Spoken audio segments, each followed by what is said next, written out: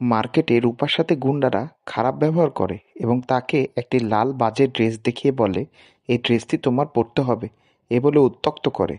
তখন সেখানে থাকে দীপা, এবং দীপা রুদ্রমূর্তি নিয়ে তাদের উপর চিৎকার করে ক্ষেপে ওঠে এবং বলে, আমার মেয়ের সাথে এত বাজে আচরণ করার সাহস তোদের কে দিল? কষে এক থাপ্পড় দেয় তাদের। তখন গুন্ডারা দীপাকে ধাক্কা দিলে দীপা গিয়ে সূর্যের কোলে পড়ে। সূর্য তখন রুদ্রমূর্তিতে গুন্ডাগুলোর উপর ঝাঁপিয়ে পড়ে এবং বলে, আমার পরিবারের যে ক্ষতি করার চেষ্টা করেছে তার হাড় গোড় ভেঙে আমি এক করে দেব। আচ্ছা মতন ধোলাই করে সূর্য তাদের।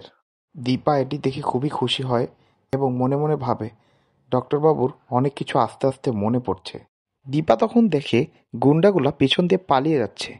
তখন দীপা ভাবে, এর পেছনে রহস্য রয়েছে, এদেরকে অনুসরণ করলে এর হেতু বেরিয়ে আসবে।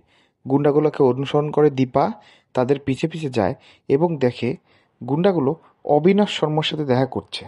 অবিনাশ শর্মা তাদের বলে, তোদের একটা কাজ দিয়েছিলাম, কাজটা তোরা ঠিক করে করতে পারলি না, তোরা কি অপদার্থ, যে কাজ দিয়েছিলাম তার থেকে তোরা হিতে বিপরীত করেছিস। তো বন্ধুরা, অবিনাশ শর্মাই বা কেন গুন্ডা পাঠিয়েছিল তাদেরকে উত্ত্যক্ত করার জন্য?